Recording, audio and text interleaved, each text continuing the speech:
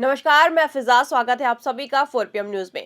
दोस्तों, महाराष्ट्र में सोमवार 23 फरवरी से विधानसभा का बजट सत्र शुरू होने जा रहा है। इस बार का सत्र कई मायनों में खास है क्योंकि राज्य के इतिहास में पहली बार ऐसा होने जा रहा है जब विधानसभा और विधान परिषद दोनों ही सदनों में नेता प्रतिपक्ष नहीं होगा। आमतौर पर किसी भी सदन में सबसे बड़े विपक्षी दल के नेता को नेता प्रतिपक्ष बनाया जाता है, लेकिन इस बार मौजूदा राजनीतिक समीकरण ऐसे है कि विपक्ष जरूरी संख्या तक नहीं पहुंच पाया। आपको बता दें कि 22 फरवरी को मुंबई से मिली जानकारी के मुताबिक विधानसभा और 78 सदस्यीय विधान परिषद में विपक्ष के पास उतने सदस्य नहीं हैं जितने नियमों के अनुसार नेता प्रतिपक्ष की नियुक्ति के लिए जरूरी होते हैं। नियम ये कहते हैं कि किसी दल के पास सदन की कुल सदस्य संख्या का कम से कम 10% समर्थन होना चाहिए, तभी उसके नेता को आधिकारिक तौर पर नेता प्रतिपक्ष का दर्जा दिया जा सकता है। इस समय कोई भी विपक्षी दल इस आंकड़े तक नहीं पहुंच पा रहा है। स्थिति पिछले साल दिसंबर के बाद और भी बदल गई थी। उस समय कांग्रेस की एमएलसी प्रज्ञा सातव ने इस्तीफा दे दिया था। उनके इस्तीफे से विधानसभा परिषद में कांग्रेस की संख्या घट गई, जिससे विपक्ष और कमजोर हो गया। पहले ही विपक्ष की ताकत कम थी और इस इस्तीफे के बाद वो जरूरी संख्या से और भी दूर चला गया। राजनीतिक जानकारों का मानना है कि नेता प्रतिपक्ष का पद सिर्फ एक औपचारिक पद नहीं होता, बल्कि सदन में सरकार को घेरने, सवाल उठाने और जनता के मुद्दे को मजबूती से रखने में उसकी अहम भूमिका होती है। ऐसे में दोनों सदनों में नेता प्रतिपक्ष का न होना राज्य की राजनीति में एक नई और असामान्य स्थिति मानी जा रही है। अब सभी की नजर इस बजट सत्र पर रहेगी कि बिना नेता प्रतिपक्ष के विपक्ष किस तरह अपनी भूमिका निभाता है और सरकार को कैसे जवाबदेह बनाने की कोशिश करता है। लेकिन दोस्तों, अब इस मामले ने तूल पकड़ लिया है क्योंकि विपक्ष ने इसे सरासर गलत बताया है और सरकार पर जोरदार हमला बोला है। जी हाँ दोस्तों, आपको बता दें कि महाविकास आघाड़ी ने इस पूरे घटनाक्रम को लोकतांत्रिक मानदंडों के लिए खतरा बताया है। गठबंधन का कहना है कि किसी भी लोकतांत्रिक व्यवस्था में सत्ता और विपक्ष दोनों की मजबूत मौजूदगी जरूरी होती है। उनका तर्क है कि जब सरकार के पास भारी बहुमत हो तब नियमों और संतुलन बनाए रखने के लिए नेता प्रतिपक्ष का पद और भी अहम हो जाता है। अगर ये पद खाली रहता है तो सदन में सरकार को चुनौती देने और उसके फैसलों पर सवाल उठाने की प्रक्रिया कमजोर पड़ सकती है। संजय राउत, जो शिवसेना यूबीटी के सांसद हैं, उन्होंने इस स्थिति को लोकतंत्र पर कलंक बताया है।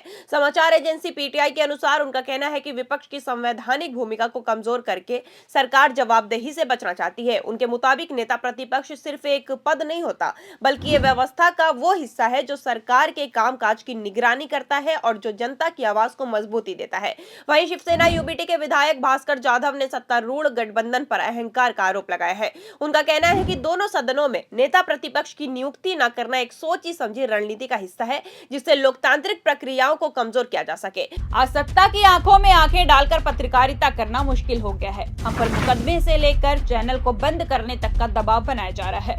मुश्किल दौर है, लेकिन हम हार नहीं मानेंगे। इसलिए 4PM को ज्यादा से ज्यादा ज्वाइन करें और स्वतंत्र पत्रकारिता को जिंदा रखने के लिए जितना हो सके हमारा आर्थिक सहयोग करें। उम्मीद है कि आपके सपोर्ट से ये जंग भी हम जीत जाएंगे। उन्होंने आरोप लगाया कि सरकार अपनी ताकत के भरोसे विपक्ष की भूमिका को कमतर आंक रही है, जो लोकतांत्रिक परंपराओं के खिलाफ है।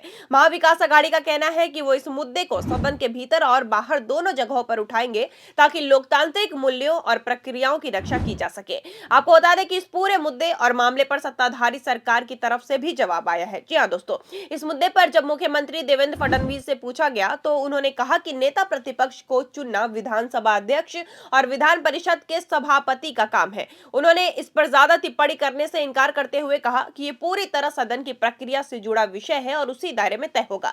राजनीतिक जानकारों का मानना है कि मौजूदा स्थिति कई वजहों से असामान्य है। महाराष्ट्र के इतिहास में पहली बार ऐसा हो रहा है कि विधानसभा और विधान परिषद दोनों में नेता प्रतिपक्ष का पद खाली है। आमतौर पर विपक्ष का सबसे बड़ा दल जरूरी संख्या के आधार पर दावा पेश करता है, लेकिन इस बार खासकर परिषद में संख्या बल की कमी की वजह से विपक्ष ऐसा नहीं कर सका।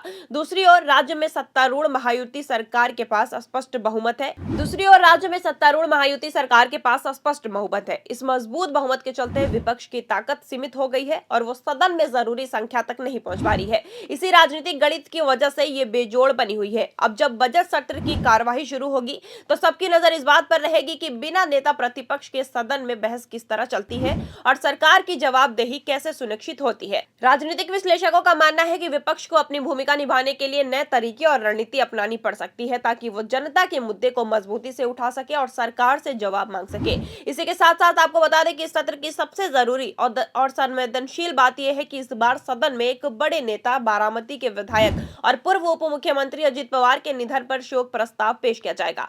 बजट सत्र की कार्रवाई के दौरान सदन में अजित पवार को श्रद्धांजलि दी जाएगी और उनके लिए शोक प्रस्ताव पेश किया जाएगा। ये श्रद्धांजलि न सिर्फ उनके जीवन को सम्मानित करेगी बल्कि उनके योगदान को भी याद करेगी जो उन्होंने महाराष्ट्र की राजनीति और विकास के लिए दिया है। वहीं इस दुखद घटना को लेकर सदन के कुछ सदस्य सवाल भी उठा रहे हैं। जी हां दोस्तों, जिसमें रोहित पवार समेत कुछ विधायक अजित पवार की विमान दुर्घटना की वजहों को लेकर सवाल उठा रहे हैं। उनका कहना है कि इस मामले में पूरी पारदर्शिता होनी चाहिए और दुर्घटना की सही वजहों की गहन जांच होनी चाहिए। वो इस मुद्दे को सदन में उठाने की तैयारी कर रहे हैं ताकि सच सामने आ सके और कोई भी संदेह खत्म हो। राजनीतिक विश्लेषकों का मानना है कि यह मामला बजट सत्र की बहसों में एक अहम विषय बनेगा। विपक्षी दल और कुछ विधायक इस मुद्दे को लेकर सरकार से जवाब मांग सकते हैं और जांच की प्रक्रिया की पारदर्शिता पर जोर देंगे। इससे सदन में चर्चा और गंभीरता बढ़ेगी क्योंकि किसी भी लोकतंत्र में जवाबदेही और पारदर्शिता का होना बेहद आवश्यक है।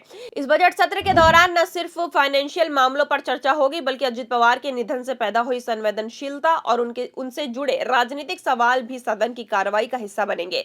इसीलिए इस बजट सत्र महाराष्ट्र के लिए सिर्फ पैसे और खर्च का नहीं बल्कि राजनीति के लिहाज से भी बहुत खास होगा। लेकिन दोस्तों, सबसे बड़ा सवाल यह है कि आखिर क्यों नेता प्रतिपक्ष को बजट सत्र में सही जगह नहीं मिल रही है। अगर हम ध्यान दें तो ये सिर्फ महाराष्ट्र की राजनीति का मुद्दा नहीं बल्कि पूरे देश की राजनीति में भी इस पर सवाल उठ रहे हैं।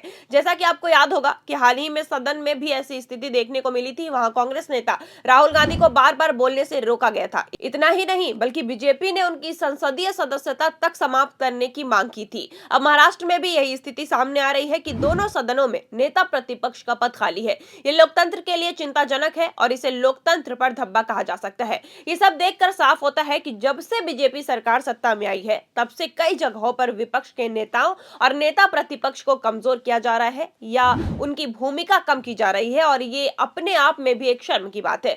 जो देश लोकतंत्र से चलता है उसमें विपक्ष की भूमिका बहुत जरूरी होती है। विपक्ष की सरकार को जवाबदेह बनाता है और जनता के मुद्दे को उठाता है। अगर इसे दबाया जाए तो ये सीधे तौर पर लोकतंत्र की ताकत को कमजोर करने जैसा है। अब इस पूरे मुद्दे पर आपकी क्या राय है, आपका क्या कहना है, हमें कमेंट करके बताएं। फिलहाल के लिए बस इतना ही। अगर आपको वीडियो पसंद आई हो तो लाइक करें, शेयर करें और सब्सक्राइब करना ना भूलें। ऐसी देश दुनिया की और महाराष्ट्र की बड़ी खबरें जानने के लिए बने रहिए 4PM महाराष्ट्र के साथ।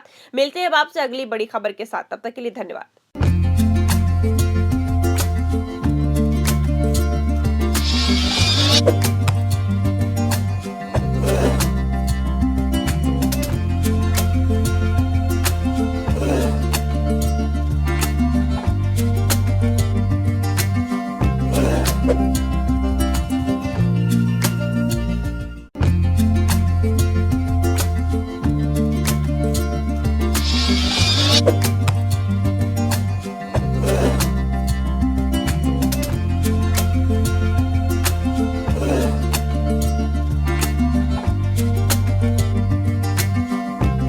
you